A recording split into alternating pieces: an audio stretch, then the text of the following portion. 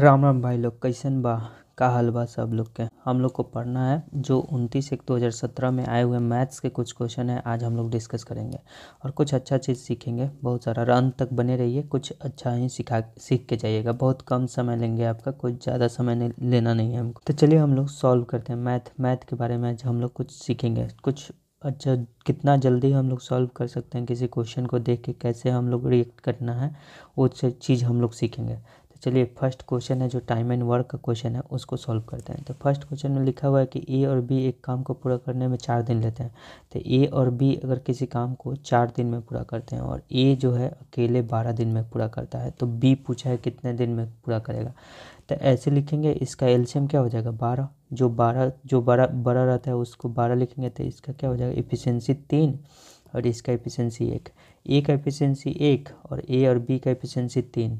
ए plus B का value क्या हो जाएगा 3। तो ए बराबर 1 है तो बी बराबर क्या हो जाएगा 2। तो बी अकेले कितना दिन में करेगा 12/2 मतलब 6 दिन में। तो ये आपका 6 दिन आंसर हो जाएगा। ये फर्स्ट क्वेश्चन हो गया। ये तो सिंपल क्वेश्चन था, इस तरीक़े से सॉल्व करना ही पड़ेगा। ये सबसे आसान तरीका है।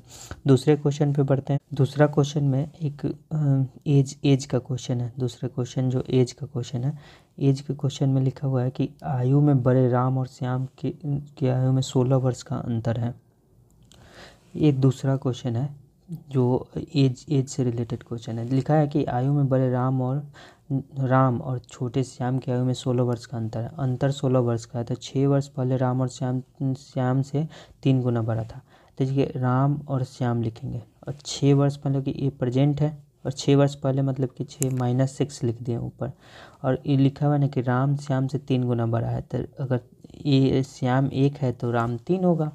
और इसी का डिफरेंस अब देखिए, आज राम श्याम के बीच का डिफरेंस 16 साल है।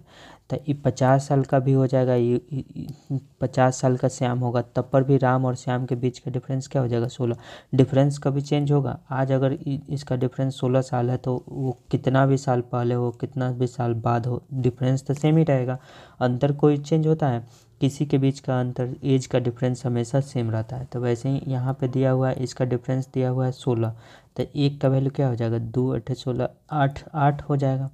1 का वैल्यू 8, तो इसमें मल्टीप्लाई कर देंगे, तो आपको बस 6 साल पहले -6 साल में राम का आयु क्या हो जाएगा 24 साल और श्याम का वैल्यू क्या हो जाएगा 8 साल। अब बोल रहा है कि प्रेजेंट एज राम का बताइए कि राम में वर्तमान का आयु क्या होगा। तो इसमें +6 कर देंगे तो राम का प्रेजेंट नहीं निकल जाएगा 24 × 30, ये 30 साल निकल जाएगा। इस तरीक़ा से, इस तरह रेशियो से सॉल्व करना रहता है इसको। आप XY नहीं लिखना है, इस तरीक़े से सॉल्व कीजिए। तो ये 30 साल आंसर आपका हो जाएगा। तीसरा क्वेश्चन में आते हैं। तीसरा क्वेश्चन किस पे है? जैसे देखिए तीसरा क्वेश्चन में लिखा है ना कि एक अंक है जिसके 7 गुने से 15 घटाने पर, मान लीजिए कोई अंक x है, इसका 7 गुना से 15 माइनस कीजिए तो वो उस अंक के 2 गुने से 10 अधिक प्राप्त होता है।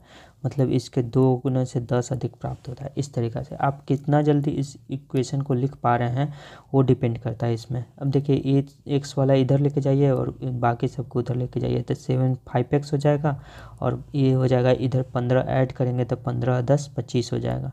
तो 5 × 25 x बराबर 5 आपका आंसर हो जाएगा। इस क्वेश्चन में केवल आपको ये इक्वेशन लिखना था और ये आंसर आपको मिल जाता।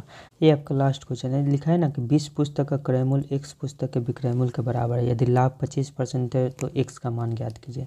अब इतना पढ़ते ही आप ऐसे लिख रहे हैं 20 का क्रय मूल्य बराबर x का विक्रय मूल्य।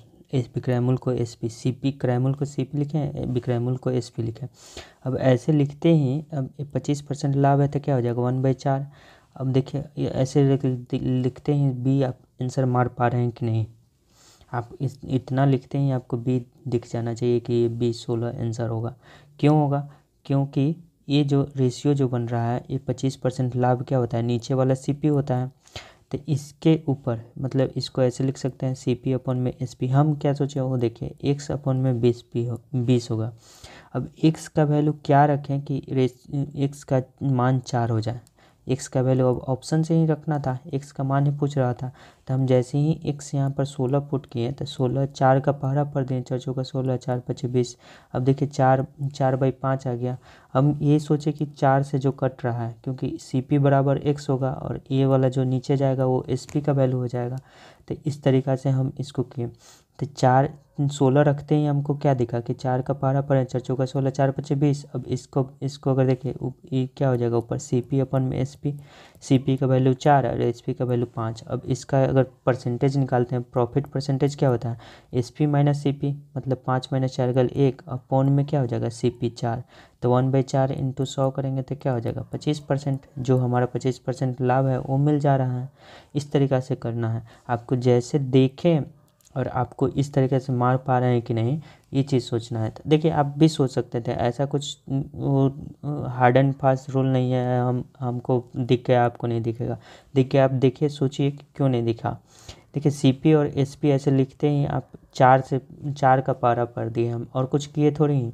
आप भी कर सकते हैं। अब आप पूरा करने लगेगा, इतना करने के बाद अब इस क्वेश्चन में आप इस तरीक़ा से सॉल्व करिएगा तो कितना टाइम लगेगा देखिए हम वो भी बताते हैं। जैसे इसको आप लिखें, आप सी पी अपॉन में एस पी लिखते हैं, यहाँ लिखते हैं एस x/20।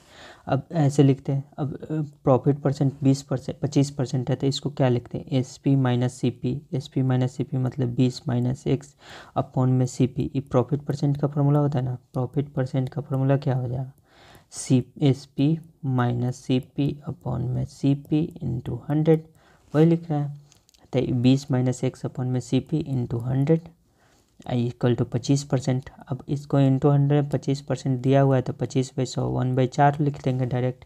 अब देखिए सी पी का वैल्यू क्या है, एक्स है। अब इसको क्रॉस मल्टीप्लिकेशन करेंगे तो क्या लिखेंगे, 20x minus 4x equal to x. अब ये एक्स इधर जाएगा तो क्या हो जाएगा 20x, 20 चौका 80 ना, 4 से मल्टीपल हो जाएगा ना। अब 80 minus 4x equal to x, ये इधर चल जाएगा तो 80 बराबर क्या हो जाएगा 5x।